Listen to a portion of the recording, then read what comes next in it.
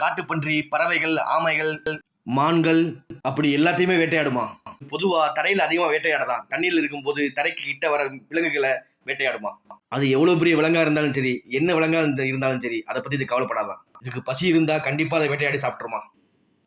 இதுக்கு விஷம் இல்லாம இருக்கலாம். ஆனா இது ஒரு இரைய புடிச்சுனா, அத புடிச்சு இறுக்கி, எலும்புகள்லாம் நொறுக்கி, அதுக்கு மூச்சு திணறலாகி, அது உயிரில இருக்கிற வரைக்கும் இது விடாதாம்.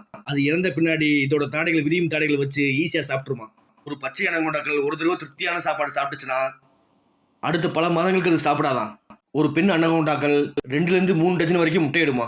அந்த முட்டையிலிருந்து வெளிவர குட்டி கிட்டத்தட்ட 2 அடி வரைக்கும் நீளத்துல இருக்குமா. வெளிவந்த குட்டி உடனடியா நீந்தவும் முடியுமா, வேட்டையாடவும் முடியுமா. அந்த அளவுக்கு வேகமா இருக்குமா.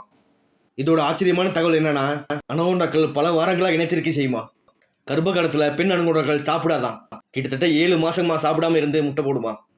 இந்த தகவல் பிடிச்சிருந்தா ஒரு லைக் பண்ணுங்க, சப்ஸ்கிரைப் பண்ணிருங்க. உங்களுக்கு வேற ஏதாச்சும் மிருகங்களை பத்தி தெரியும்னா வீடியோ கமெண்ட் பண்ணுங்க.